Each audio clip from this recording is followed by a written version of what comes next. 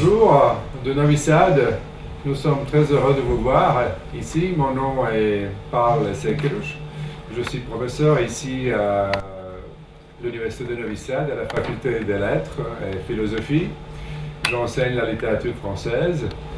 Aujourd'hui, nous avons la première liaison avec vous. J'espère qu'on va pouvoir pratiquer ça plus souvent. J'aimerais bien avoir votre professeur qui enseigne au Welbeck pour mes étudiants et des choses semblables de ce genre. Mais aujourd'hui, nous avons une invitée de France. Notre auteur s'appelle, vous avez vu peut-être que votre professeur vous a dit, il s'appelle Emmanuel Rubin. Emmanuel est à côté de moi.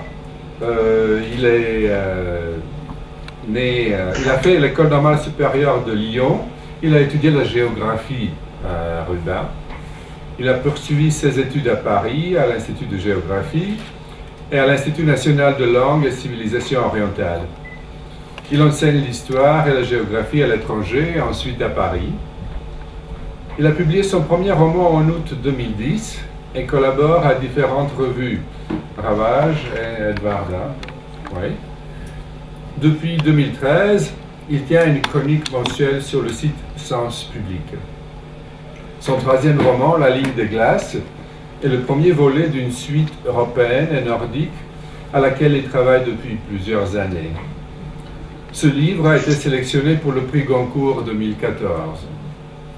Il a eu plusieurs publications. Jusqu'à aujourd'hui, c'est Alt à Yalta de 2010, Kaddish pour un orphelin célèbre, un matelot inconnu de 2013, La ligne des glaces de 2014, ça c'est Ice Color de 2014, Dans les ruines de la carte de 2015 et Jérusalem terrestre de 2015. J'ai voulu vous dire quelque chose à propos de son discours d'aujourd'hui. C'est intitulé De Yalta à Jérusalem, en passant par Istanbul, Riga, Kiev et Novi Sad. Réécrire l'Europe sur ses frontières. Tout cela dans le cadre de notre programme que nous avons intitulé Pourquoi la littérature ? Et je me suis mis d'accord avec Rubin pour qu'il fasse le mieux et pour qu'il respecte le mieux possible notre cadre Pourquoi la littérature. Son texte est organisé, je vais vous dire, ça va vous peut-être aider aussi bien que mes étudiants qui me regardent de maintenant. Ça va vous aider peut-être, je vais vous donner la structure du texte, du discours de Rubin. Le texte est organisé en deux esquisses. La première esquisse intitulée La frontière, schème structurant de la littérature européenne contemporaine. Et la deuxième esquisse, L'écrivain à l'assaut des frontières. Cette première esquisse est organisée en trois paraboles. Tout le monde sait ce que c'est qu'une parabole? Bien sûr. À Zagreb? Ouais, parabole. Oui.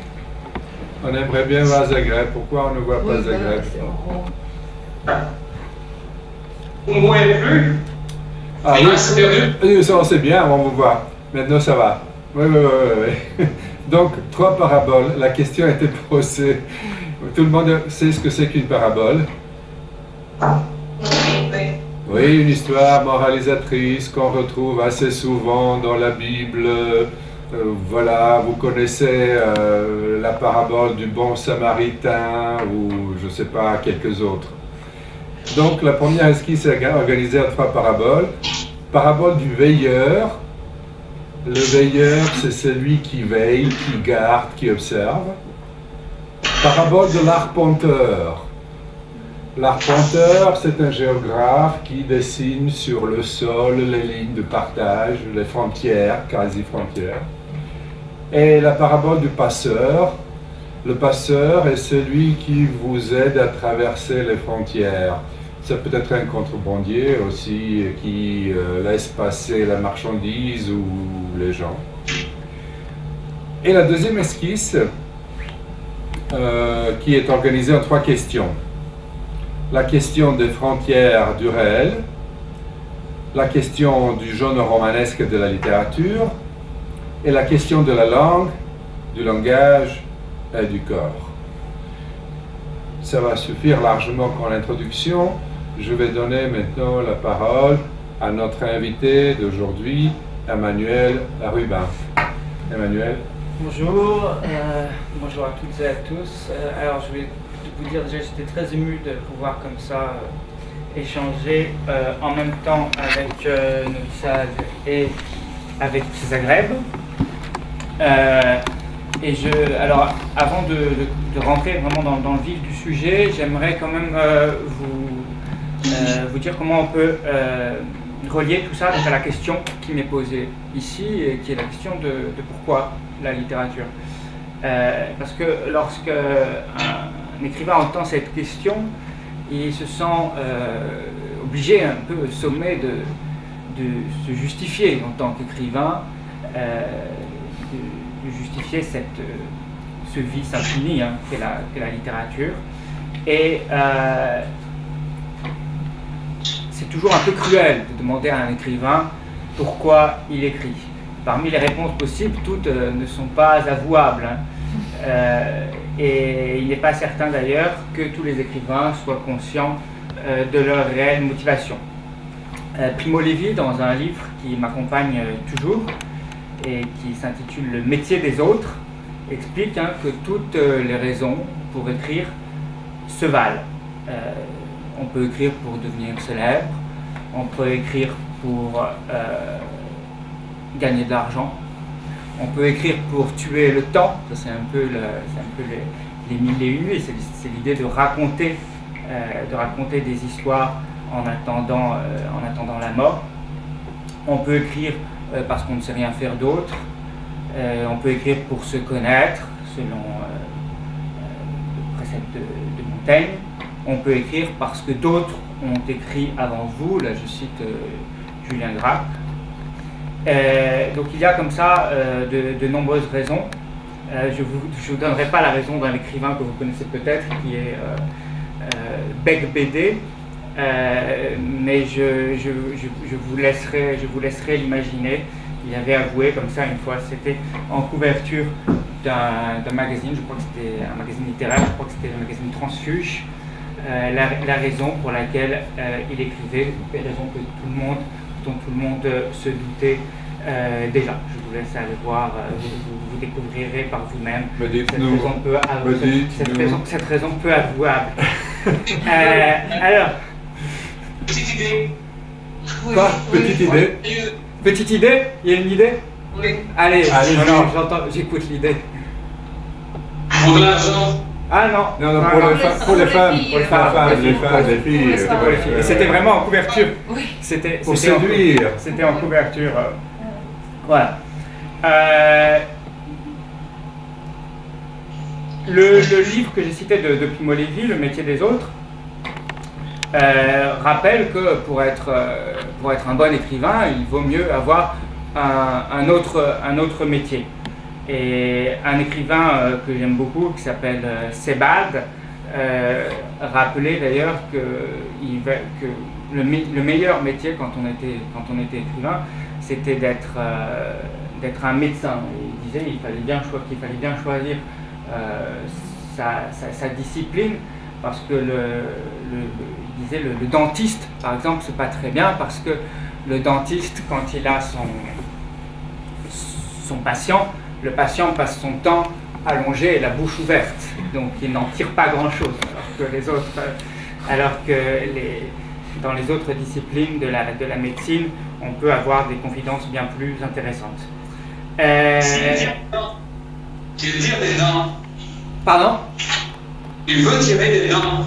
Ah oui. Il peut tirer quelque chose, oui. Il peut arracher quelque chose. Voilà. Alors,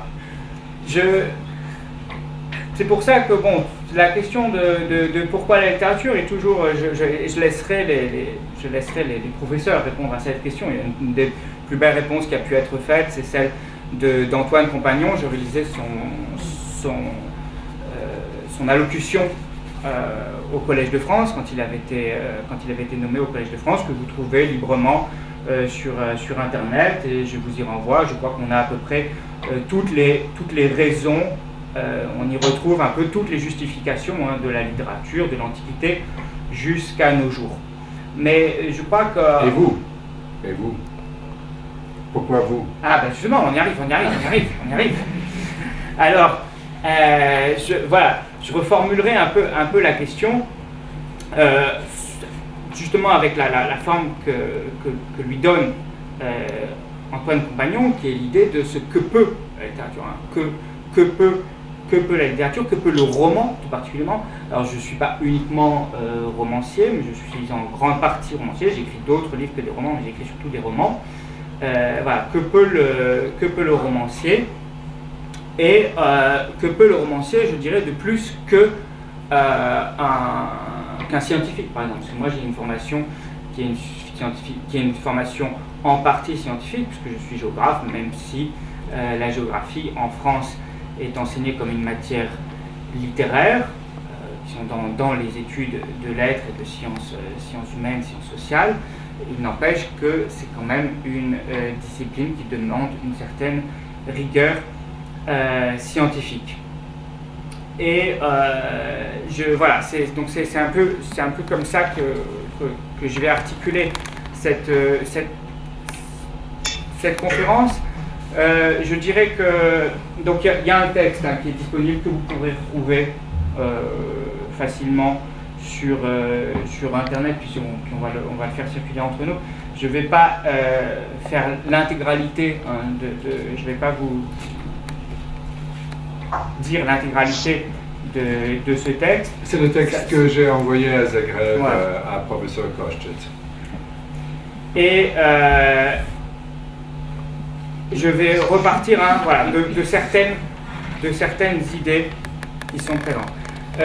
J'avais intitulé donc cette conférence de Yalta à Jérusalem, donc en passant par Istanbul, Riga, Kiev et Novi Sad, réécrire l'Europe sur ses frontières, avec cette conviction pour moi que ce que peut entre autres la littérature pour un écrivain européen de langue française, c'est-à-dire comme c'est la définition que je donne de mon statut, disons, en tant qu'écrivain.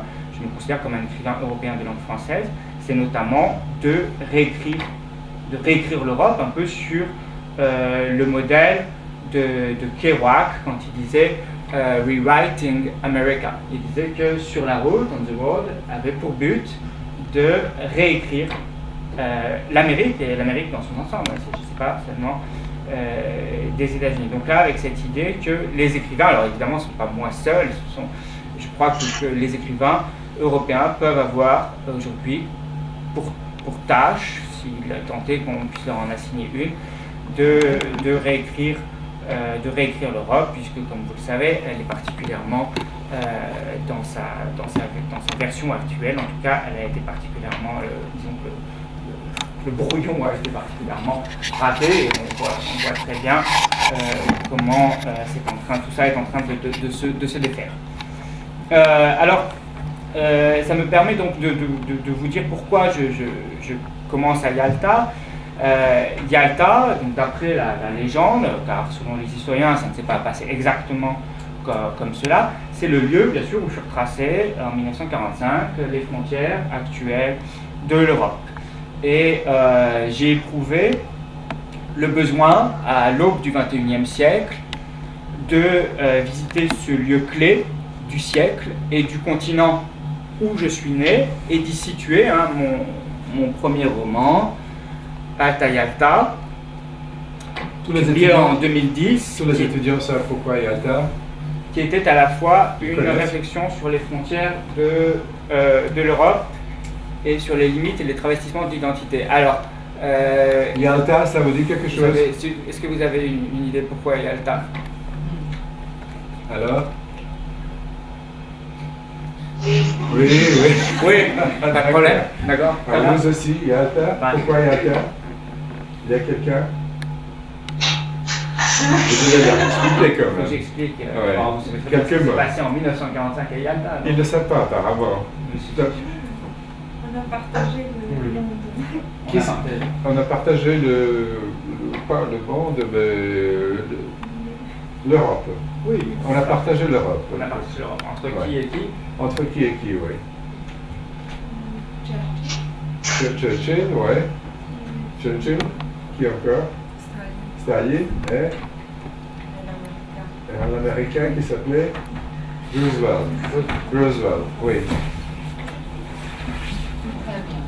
Donc le partage de l'Europe à Yalta. Et donc je terminais avec Jérusalem. Alors pourquoi Jérusalem?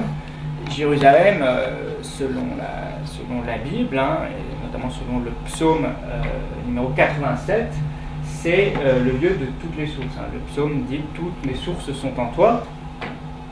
Et Jérusalem, c'était une des trois sources hein, de l'idée européenne, avec Rome et avec Athènes.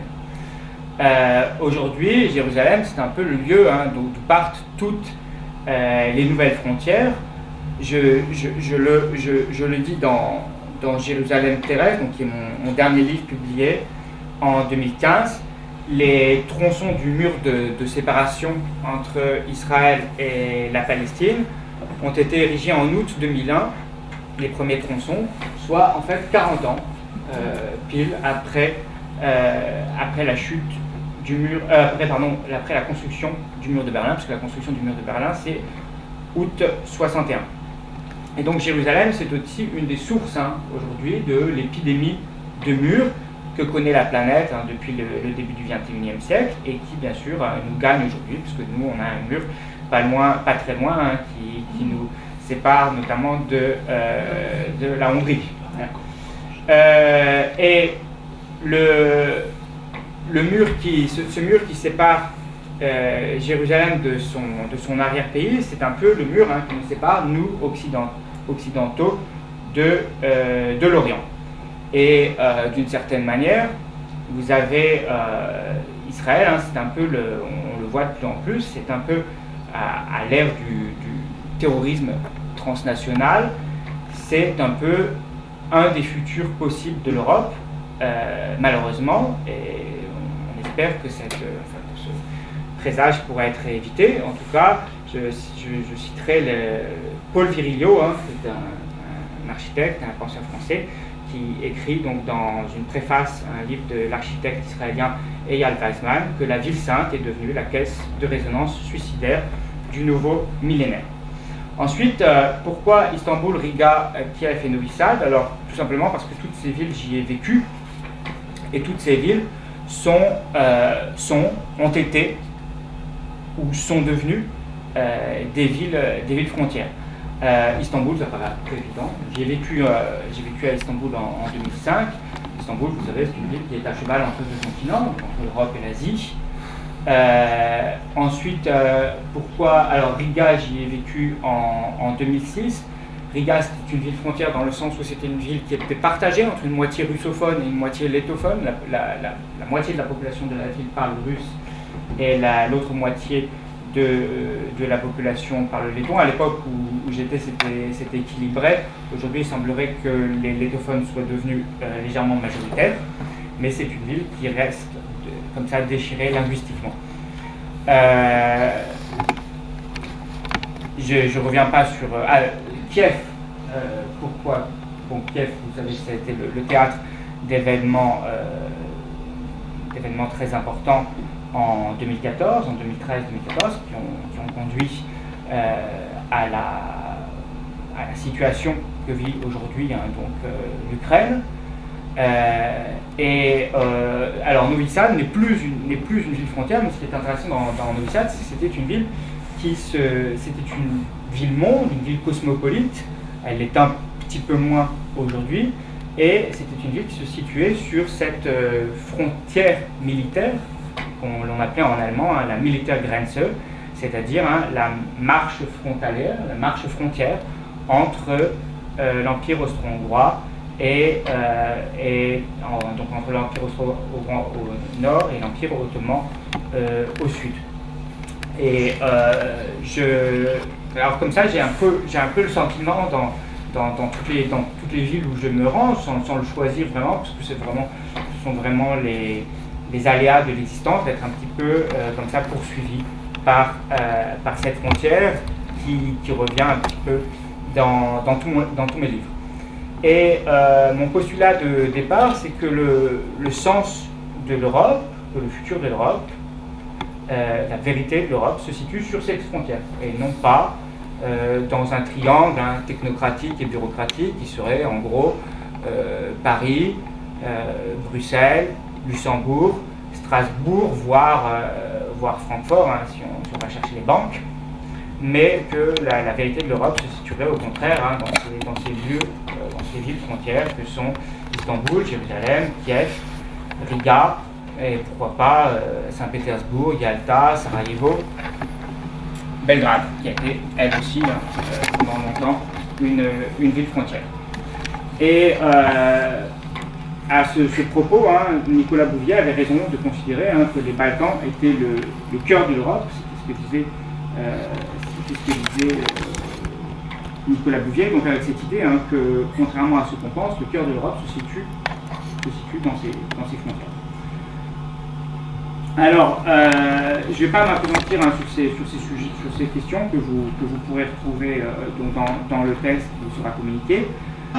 Je dirais simplement que ma conviction, c'est que la littérature a le pouvoir, et peut-être même, dirais-je, le devoir, de réécrire l'Europe et de redécouvrir les limites et les potentialités de l'idée et du mot d'Europe, même je dirais, de réenchanter l'Europe.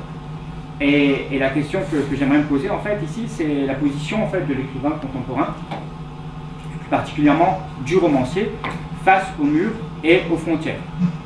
Puisque de tout temps, les frontières ont fasciné les écrivains, mais la question en fait aujourd'hui, ça serait qu'est-ce qu'on peut faire, qu'est-ce qu'un écrivain européen peut faire face aux frontières. Alors, j'aurais deux esquisses à vous proposer. Je vais inverser les sens des esquisses que j'avais prévues, de manière à pouvoir un peu respecter le temps. Vous me direz vraiment quand on s'approchera du moment fatidique où il faudra que je me taise. Mais on va vérifier à Zagreb. Vous avez combien de temps disponible? On a tout le temps nécessaire. Donc, vous êtes libre. Oui. Bon. Alors, encore 45 minutes, disons. Pas plus.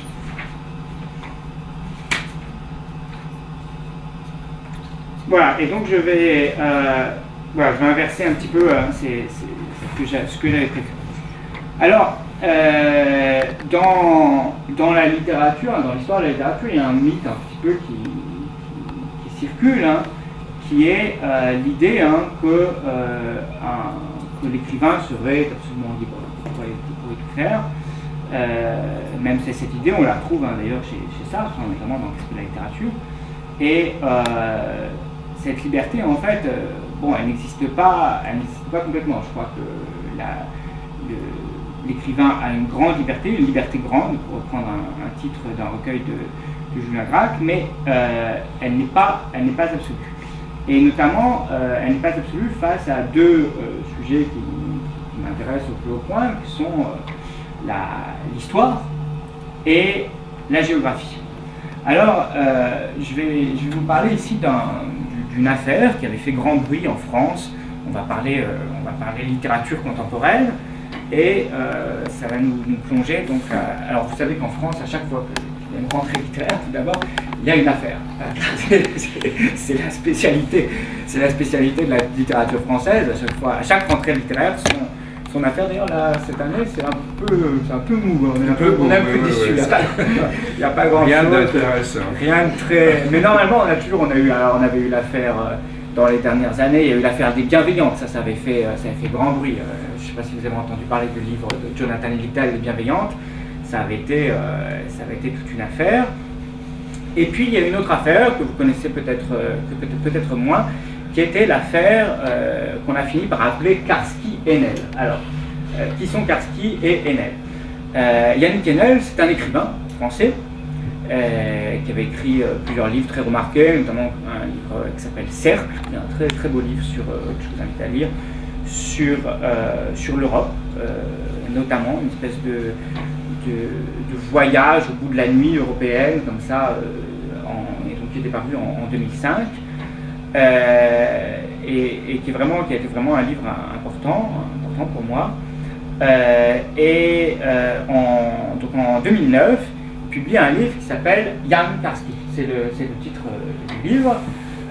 Alors Jan Karski, vous ne savez peut-être pas qui c'est. Moi, je dois vous avouer qu'avant que le livre soit publié, j'ignorais totalement l'existence de Jan Karski. Jan Karski était un résistant polonais pendant la Deuxième Guerre mondiale qui avait visité les ghettos, notamment le ghetto de Varsovie, qui en était revenu extrêmement choqué et qui avait essayé d'alerter les autorités des grands pays occidentaux sur la situation des Juifs en Europe de l'Est pendant la Deuxième Guerre mondiale. Et il avait notamment rencontré Roosevelt pour essayer de le convaincre d'agir. De même, imaginez aujourd'hui, ce serait quelqu'un qui aurait visité ce qui se passe en Syrie, qui aurait visité Homs, Alep, et toutes les villes détruites en Syrie, et qui se rendrait auprès d'Obama et qui essaierait de convaincre d'intervenir dans la guerre.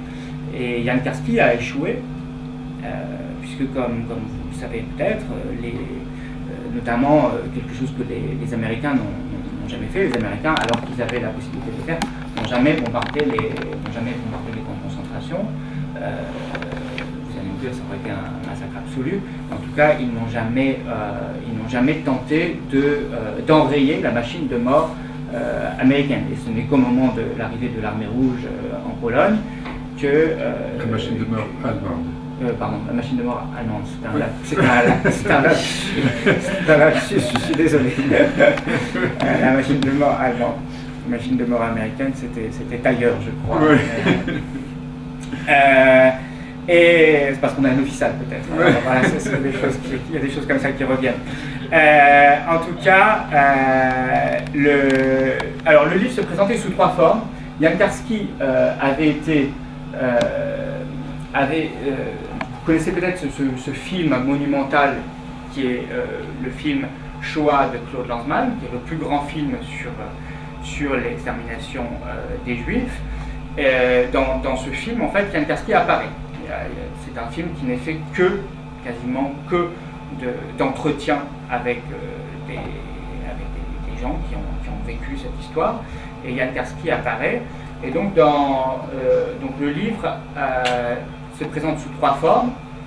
La première, donc il y a trois parties. La première partie du livre, c'est une retranscription de l'entretien entre Jan Karski et Claude Lanzmann, avec une description de leurs gestes, de leurs paroles, de leur manière d'être. La deuxième partie est un résumé du livre de Jan Karski, parce que Jan Karski avait écrit un livre qui s'appelait Mon témoignage devant le monde. Donc c'est un simple résumé de ce livre dans lequel Jan Karski racontait ce qu'il avait vu en Pologne, dans les ghettos. Et la troisième partie du livre était une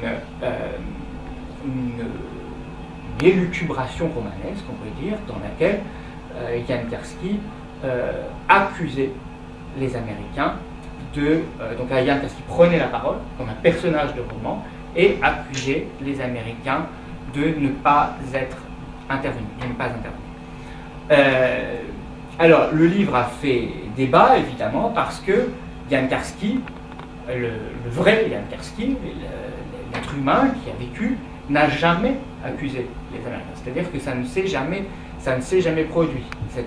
Donc, en fait, là, l'écrivain, qui s'appelle Yannick Enel, je vous le rappelle, a fait ce travail d'imagination dans lequel il il essaie d'imaginer ce qui peut se passer dans la tête d'un personnage historique qui a réellement vécu. Alors, ça, évidemment, tous les historiens sont tombés sur l'écrivain, avec le premier d'entre eux, Claude Lanzmann, puisque Claude Lanzmann est un historien et un cinéaste et un écrivain également. D'autres historiens de la Shoah, comme Annette Vivorka notamment, et tous ont écrit se sont exprimés dans les médias, à la télé, à la radio, en France, partout, pour dire que les écrivains ne pouvaient pas transfigurer l'histoire, ne pouvaient pas transformer l'histoire, et voilà, donc ça avait fait toute une affaire. Alors, le problème, là, vous voyez bien que c'est la question de la liberté de l'écrivain. À partir de quel moment un écrivain peut être considéré comme, disons, révisionniste ou négationniste. Je vous ai bien dit de la problème de l'écrivain, hein, je n'ai pas dit oui. Voilà. Et alors, comme les historiens étaient particulièrement virulents, il y a dans le groupe des historiens un autre historien qui avait décidé de prendre un petit peu la défense de l'écrivain en disant que les écrivains ont quand même une certaine liberté et qu'on ne peut pas les empêcher d'imaginer par exemple des futurs de pas connus, d'imaginer des histoires potentielles, des choses qui auraient pu se passer. Et cet historien, c'est Patrick Boucheron, qui est aujourd'hui professeur au Collège de France, et donc il avait écrit tout un article dans lequel il se demandait que peuvent apporter les romans à l'histoire. Et il en profitait donc pour interroger les frontières entre l'histoire et la littérature.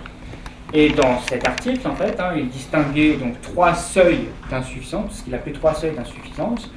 La première, c'était une insuffisance des formes romanesques à faire littérature. Le deuxième, c'était une insuffisance du récit journalistique à dire le monde. Et la troisième, une insuffisance de l'écriture académique à donner l'histoire à partage. Donc il montrait un petit peu toutes les limites auxquelles était confronté un historien quand il veut raconter l'histoire. Et en fait, le problème finalement dans cette histoire... Un historien ou un littéraire? Un écrivain, pardon. Un écrivain.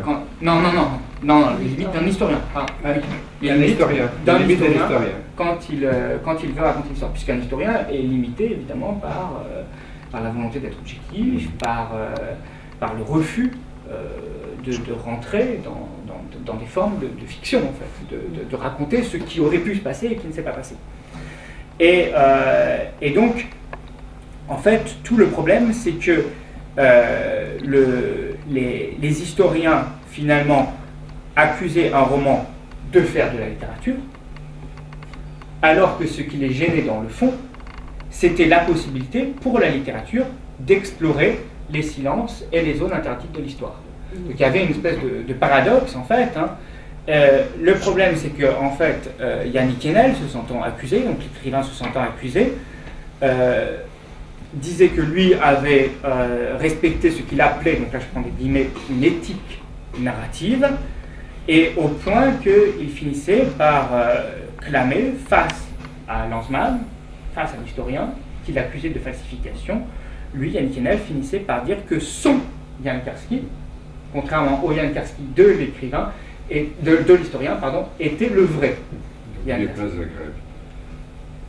Zagreb. Pardon Zagreb. C'est toujours un peu compliqué en fait de se voir. C'est qu'en fait le problème c'est que je me vois. Heureusement je suis tout petit là-haut, mais alors.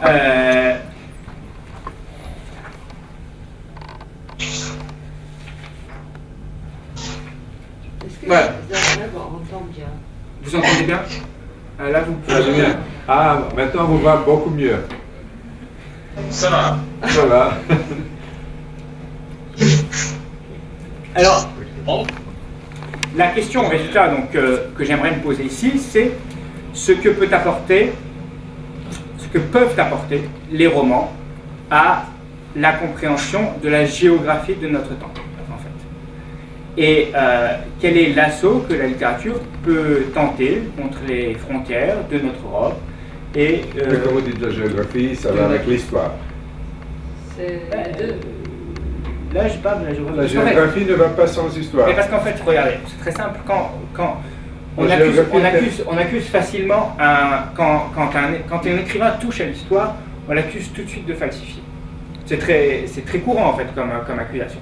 Mais on n'accuse jamais un écrivain quand il transforme la géographie de falsifier la géographie. Vous ne voyez jamais des géographes venir voir les écrivains et leur dire mais votre archipel là, il est imaginaire.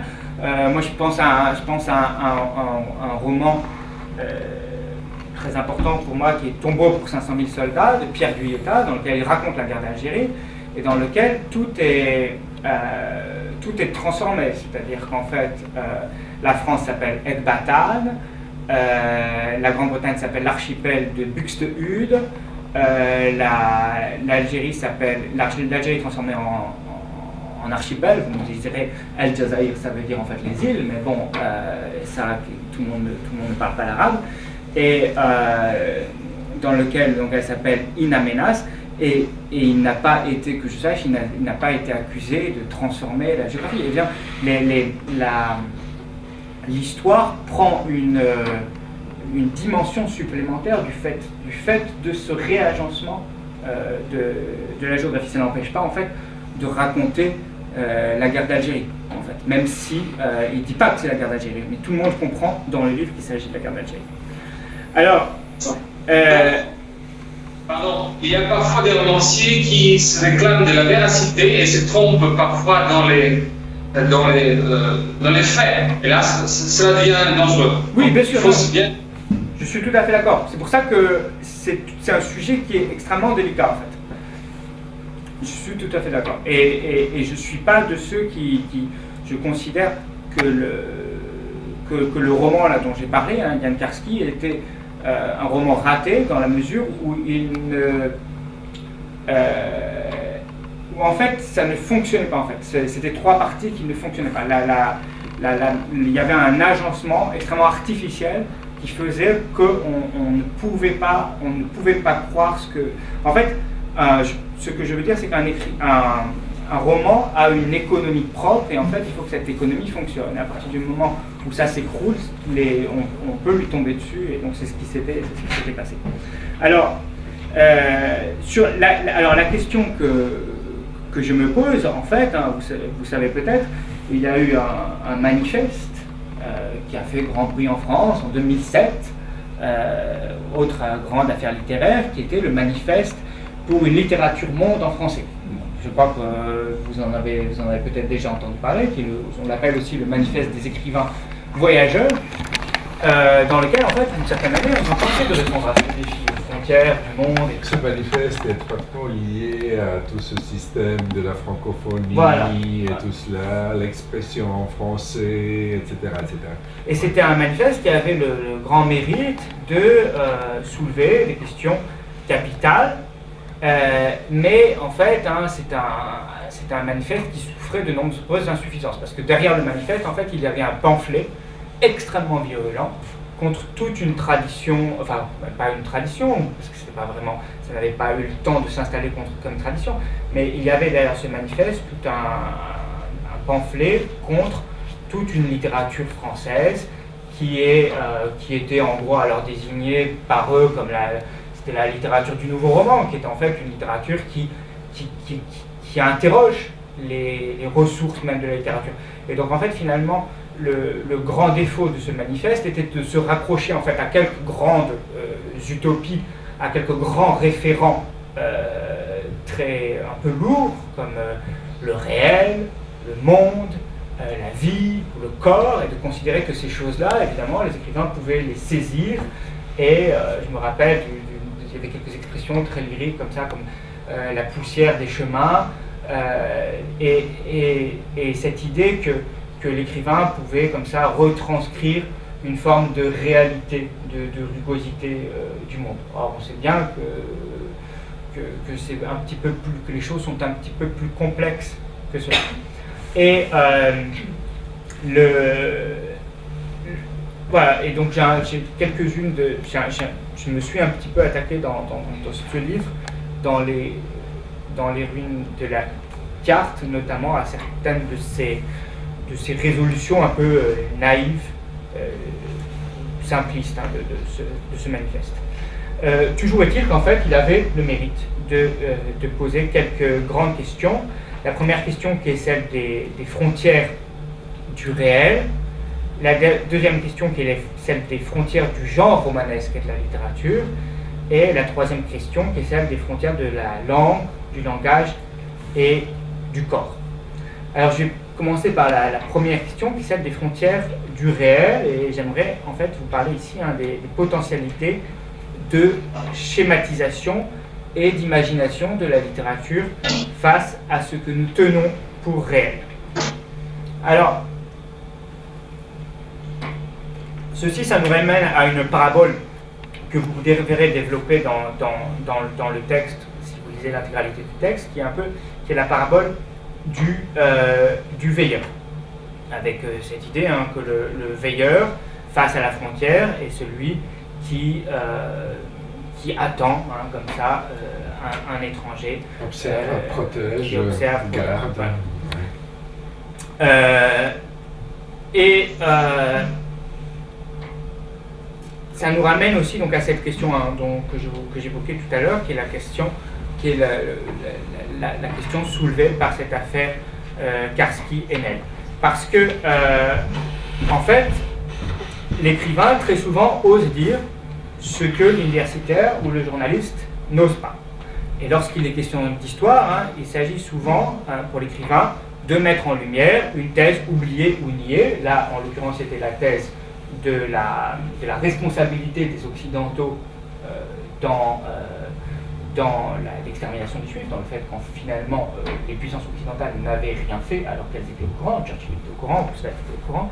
Donc souvent il y a cette idée que l'écrivain vient pour s'en prendre au tabou de l'histoire. Et alors souvent, donc dans ces cas-là, on l'accuse de schématiser, de caricaturer, d'extrapoler, de mêler le vrai et le faux, d'imaginer, d'inventer les situations de toutes pièces, et donc en fait on l'accuse de faire de la littérature et de pratiquer finalement ce qui est son métier d'écrivain. Et comme je vous disais, s'agissant de géographie, c'est la question n'est jamais posée, puisqu'on n'accuse jamais un écrivain de falsifier la géographie, comme quoi l'histoire est sensible, mais la géographie beaucoup moins. Les géographes lisent moins que les historiens. Bon, les géographes lisent, mais je crois qu'ils sont moins susceptibles. Les géographes n'ont pas c'est une question qui est plus vaste que ça, puisqu'en fait elle renvoie à des questions qui sont des questions en fait de morale, en fait. C'est-à-dire qu'il n'y a pas de morale associée au lieu, en fait. Mais il y a aussi le problème de sujet. L'histoire et la littérature traitent à peu près les mêmes sujets, tandis que la géographie est un peu plus spécialisée. C'est vrai, il y a une forme de détachement. Il y a une forme de détachement. Il y a une forme de détachement. Cependant, en fait, je me souviens comme ça, il y a une phrase qui me plaît beaucoup de Pasternak dit qu'on ne voit jamais l'herbe pousser.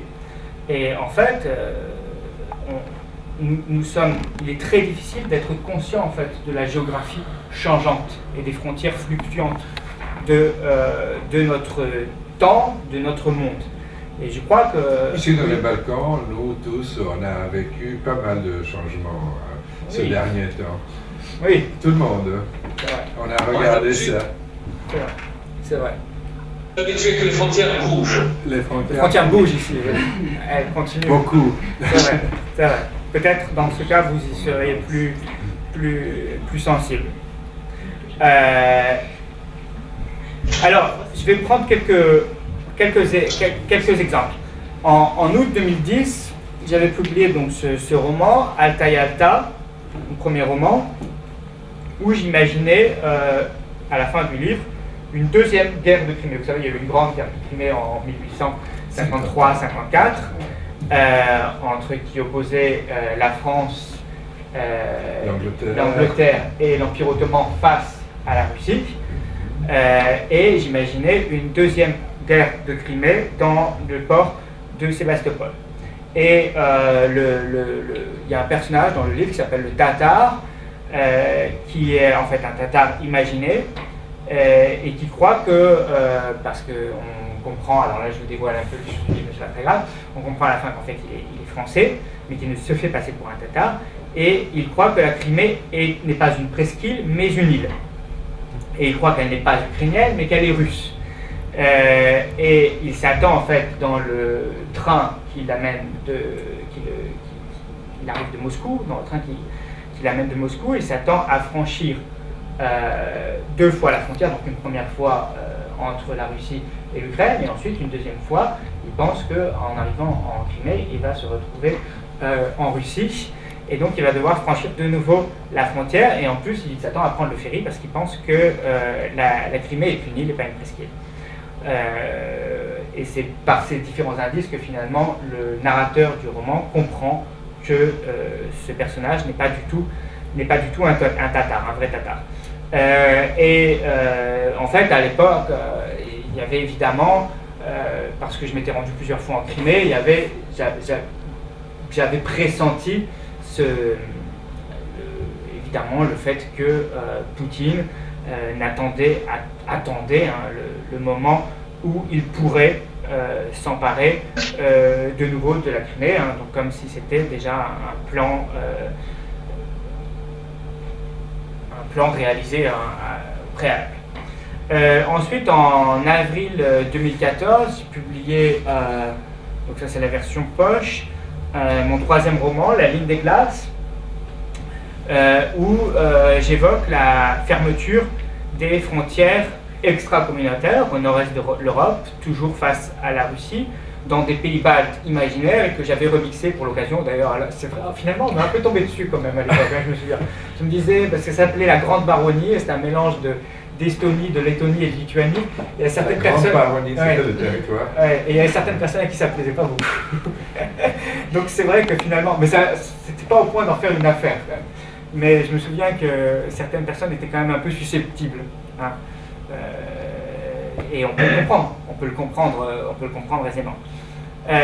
Mais ça, je m'en étais servi en fait c'était pour créer un peu une sorte de miroir déformant. La Grande Baronnie était un miroir déformant, une espèce de futur possible, peut-être un peu terrifiant de l'Europe. C'est ce que l'Europe serait si elle se fermait. Or, en fait, à l'époque, on a encore quelques minutes. Oui, conclusion. Oui. On fait une conclusion. Pour faire une conclusion directement. Oui. Vous avez encore des choses à dire.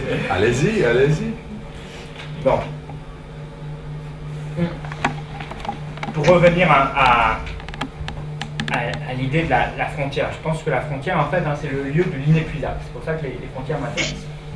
On ne peut pas épuiser la richesse d'une frontière. En fait, c'était le sens de mon roman, La ligne des glaces. Le roman se présente ainsi comme une fable sur le caractère infini des frontières, puisque je vous l'avais dit, Samuel Vidoux n'arrive pas il doit tracer la frontière au ciel près, et il n'y parvient pas. Et je m'étais inspiré de ce qui m'avait donné en fait cette idée, c'était après avoir lu une parabole de Borges, qui est très connue, qui est la parabole sur la carte de l'Empire, que vous pouvez trouver très facilement. C'est un texte que vous pouvez très facilement trouver sur Internet, mais sinon je pourrais vous l'envoyer. C'est un texte dans lequel Borges imagine un collège de cartographes qui veulent dresser la carte de l'Empire. Et en fait,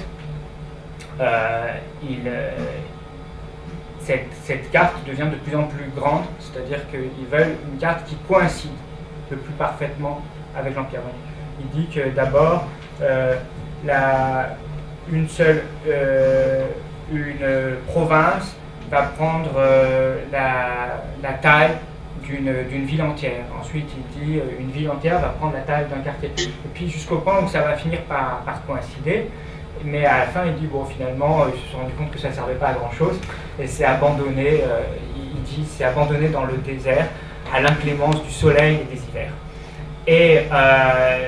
Et pour moi, c'est une des plus belles paraboles de la littérature, avec cette idée qu'on ne peut pas... on ne peut pas décrire le monde à l'échelle 1-1.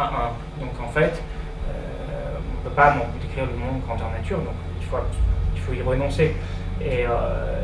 Et cette idée, je la rapproche aussi de... Il faut tricher, ou s'adapter, ou...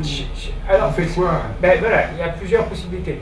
Soit schématiser, c'est pour ça que c'est plutôt ce que j'appelais la parabole du veilleur. C'est ces livres dans lesquels on schématise. Le livre, je crois, le plus... Bon, un des livres les plus forts, c'est En attendant les barbares, qui est un livre de John Maxwell Coetzee, qui avait eu le prix Nobel, dans lequel il schématise une espèce de confrontation comme ça entre un empire qui s'écroule et cette espèce de barbarie. Et en fait, le livre est extrêmement complexe. Et ce qui est fou dans ce livre, c'est que comme aucun lieu n'est vraiment nommé, vous ne savez pas si...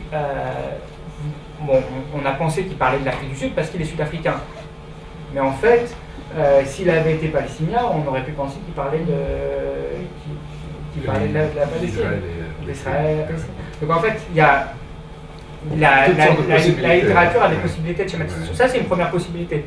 La deuxième possibilité que j'évoque dans la parabole de l'arpenteur, c'est l'idée qu'on peut essayer d'arpenter au pixel près. Par exemple, ce que je vais tenter de faire là, avec ce projet, puisque j'ai un projet qui est de remonter le Danube. J'ai déjà remonté, d'écrire un livre en fait à rebrousse-poil du Danube de Magritte, puisqu'en fait, en lisant le Danube de Magritte, je me suis rendu compte que Magritte arrive, donc à l'époque c'était encore la Yougoslavie, quand il arrive en Yougoslavie, il a déjà écrit les 3 quarts de son livre.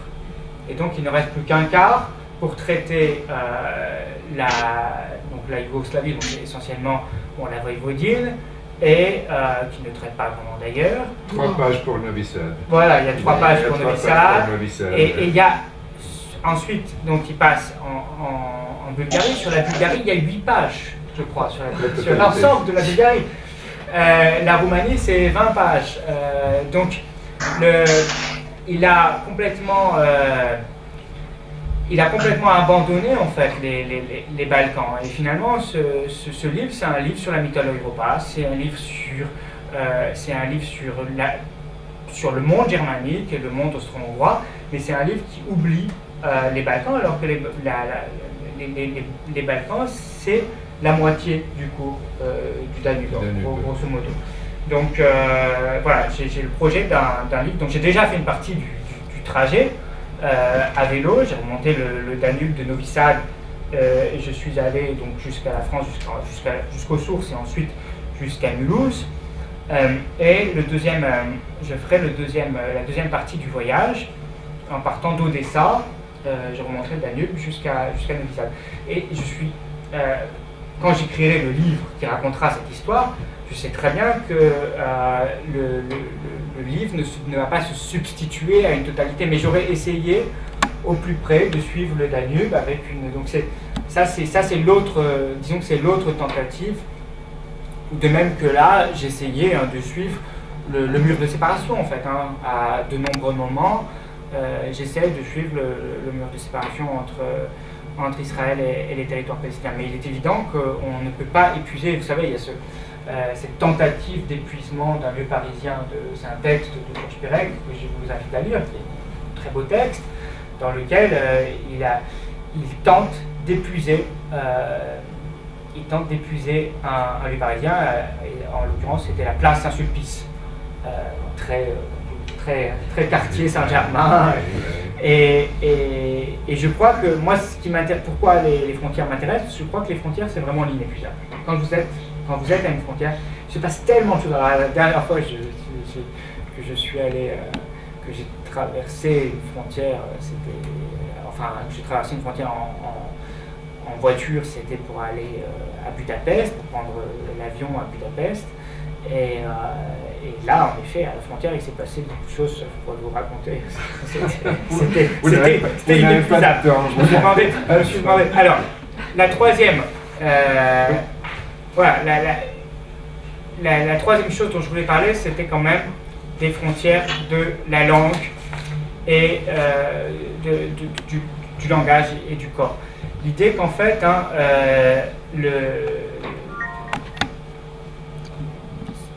je vais vous dire pourquoi je veux parler de ça. Je veux parler de ça parce qu'en fait, quand on a cette habitude, on sait que l'écrivain aime transgresser les frontières du genre. Ça, c'est quelque chose de communément admis, voilà, l'écrivain transgresse. Alors même, vous l'avez vu, je vous l'ai montré avec cet exemple de Yannick Guénel et de Jan Karski, même essayer d'être à la frontière entre l'histoire et la littérature, et ça s'est mal passé pour lui. Ce qui est moins connu, c'est le rapport que l'écrivain peut avoir avec ses propres frontières. Et c'est pour ça que je vais vous citer un passage de Kafka, parce qu'en fait, quand Yannick Guénel était accusé de falsification, il citait toujours une phrase de Kafka. Et cette phrase de Kafka, c'est la phrase que peut-être vous connaissez, parce qu'elle est assez célèbre, qui est que la vraie littérature, c'est un assaut contre les frontières. Et en allemand, c'est... Vous le suivez bien à Zagreb? La vraie littérature comme assaut contre les frontières. Ouais. Et c'est en allemand, ça donne, c'est dans le journal, à la date du 16 janvier 1922, il dit « Diese ganze Literatur ist ein Ansturm gegen die Grenze ». Toute cette littérature est un assaut contre les frontières. Et la littérature, en fait, dont Kafka parle, c'est de la littérature juive, qui est la littérature qu'il lit essentiellement, et qu'il écrit, et d'ailleurs il dit un petit peu que cette littérature le poursuit la nuit, l'empêche de vivre, et le contraint à la solitude, à l'insomnie, l'oblige à veiller. Et donc c'est toute cette littérature juive de la Mitteleuropa. Et il dit même que cette littérature pourrait mener à une sorte de cabale, c'est l'expression qu'il utilise, de nouvelles cabales, de nouvelles doctrines secrètes, mais alors il y a un peu d'humour, parce que Kafka, contrairement à l'idée un peu qu'on s'en fait, était quelqu'un qui avait quand même beaucoup d'humour, et il y a beaucoup d'humour dans les textes de Kafka, et même dans son journal, qui paraît être parfois un petit peu très sombre. Il dit, sauf que le sionisme est arrivé. Et en gros, il dit, voilà, à partir du moment où le sionisme, vous savez peut-être que Theodor Herzl, qui est le fondateur du sionisme, voulait d'abord être un écrivain. Le sionisme, tout le monde sait ce que c'est. Le sionisme. À Zagreb, à Novi Sad, le sionisme. Oui. En une phrase. Le sionisme, c'est pas quelqu'un qui fait ça. Qu'est-ce que c'est que le sionisme? C'est par l'examen, laissez-le. Allez. C'est l'idée. Le sionisme, c'est l'idée simplement qu'il faut un État pour les Juifs. C'est une idée nationale. Une idée nationaliste. Juive nationaliste. Qui dit que les Juifs doivent avoir un État comme n'importe quel peuple. Ouais. Et à l'époque où Kafka, vous savez que Kafka est mort avant la création d'Israël, donc Kafka n'a pas connu Israël. Et il n'a pas connu Ruben. Ruben. Avec elle qui se prononce. Le N. Ah oui, bien, d'accord. Bravo.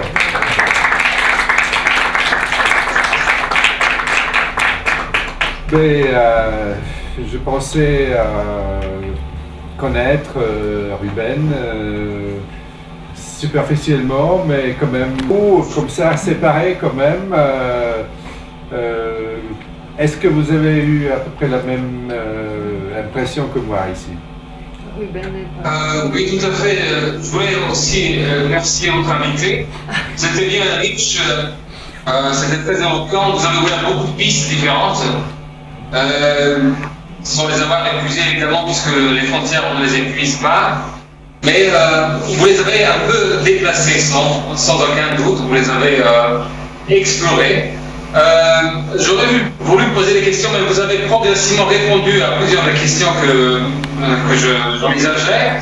Mais j'aimerais surtout donner l'occasion aux étudiants peut-être d'en poser quelques-unes ici chez nous. Peut-être qu'il y en a une question. Oui, oui. Est-ce que vous entendez ça? Bon, on vous entend bien, vous, Malinko, mais votre collègue, non. Elle peut se lever et se rapprocher du micro. Le micro est en haut, d'après ce qu'on nous dit. Donc, vous avez vécu et travaillé dans des différents pays. Oui. Et est-ce que vous avez noté les différences en ce qui concerne le rôle de la littérature dans, je sais pas, aux États-Unis, en Turquie, etc. C'est une très bonne question. Je crois que les pays dans lesquels j'ai senti le rôle de la littérature le plus important, ce sont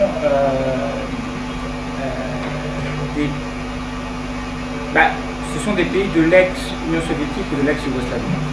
C'est-à-dire soit donc les pays de l'ex-Union soviétique que j'ai connus, c'était la Lettonie, les pays baltes, où le rôle de la littérature est très important, vraiment très important.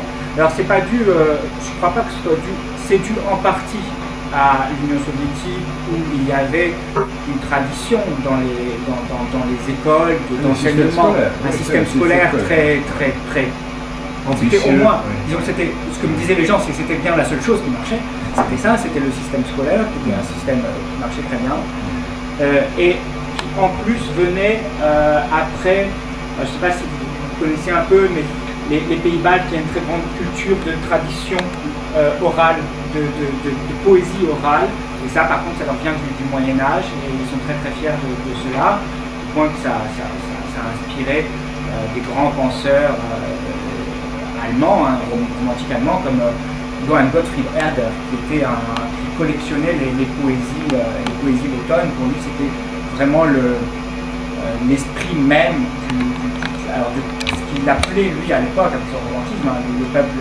le peuple européen. On avait déjà cette espèce d'idée un peu romantique. Voilà. Donc, je dirais les pays baltes, et ici, en fait. En ex-Yougoslavie, que ce soit en Serbie, en Croatie, en Bosnie-Herzégovine. Après, je dirais le pays où c'était le moins présent, c'était les États-Unis. C'est peut-être pas très étonné. J'avoue que j'ai vécu un peu aux États-Unis. Alors, j'étais à l'université, donc j'enseignais à l'université le français, donc il y avait un biais, mais évidemment, il est évident que dès que je sortais de l'université, en fait, aux États-Unis, les universités sont des îlots. Ce sont des îlots où la pensée est présente, où la diversité est présente, et par contre, ce sont des îlots qui sont complètement déconnectés du reste du pays. Ça, c'est le sentiment que j'ai eu. Après, c'est peut-être... J'ai vécu un peu en Turquie. Le problème, c'est que la Turquie je pense, a complètement changé entre l'époque où j'y étais et aujourd'hui. Je pense que si je suis pas retourné, il faudrait que j'y retourne. À l'époque, la littérature avait quand même une place assez importante, peut-être pas aussi importante qu'ici, mais quand même, je crois qu'aujourd'hui, c'est un pays où on emprisonne les écrivains. Asli Erdogan, qui est emprisonné dans une prison pour femmes à Istanbul, c'est-à-dire que c'est un pays qui a emprisonné. Je lis actuellement une écrivaine turque qui avait été emprisonnée en 1980, au moment du coup d'État de 1980, et c'est fou de se rendre compte que ce pays reproduit. On est en 2016, et c'est un pays qui revit en fait ce qui s'est produit en 1980 et reproduit. Et je crois que justement une des raisons, et ça nous emmène sur un autre sujet, je crois qu'une des raisons de ce qui s'est passé aujourd'hui en Turquie, c'est la la frilosité de l'Europe. C'est-à-dire que moi j'étais en Turquie en 2005, à une époque où il était question peut-être de faire rentrer la Turquie dans l'Union européenne, ou en tout cas on en était très proche. Et 11 ans après, la Turquie s'est complètement éloignée de l'Europe. Pourquoi? Parce que je crois que le peuple turc a été senti vexé. Les Turcs ont été vexés du mépris avec lequel les Européens les ont traités, en fait. Et j'avance, c'est une hypothèse, mais les résultats, je crois qu'ils sont, voilà, c'est un pays qui est devenu très, très nationaliste. Finalement, c'est aujourd'hui finalement qu'on ose dire, certains politiciens en Europe disent ouvertement que la Turquie ne fera jamais partie de l'Union européenne. Sarkozy le disait déjà en 2007. Hein. Mais il y a quelques jours, un politicien allemand l'a dit ouvertement. C'était clair, mais quand même, oui, les Européens jouaient le jeu. On a joué le jeu, on a soufflé le chaud et le froid. Et ça les a. Maintenant, ça devient de plus en plus clair que c'est terminé cette histoire. Une sorte de relation peut exister dans certains domaines, etc. Mais la Turquie, dans le cadre de l'Union européenne, c'est irréalisable. Bon, d'autres questions de Zagreb? Non. Commentaires? Je pense qu'on est bien content de la réponse. Et puis, peut-être que vos étudiants ont des questions. Il y a quelqu'un ici? Ou un commentaire? Dans ce cas, si vous voulez réfléchir, je vais poser une petite question. J'ai senti un grand pessimisme concernant le futur de l'Europe dans votre discours.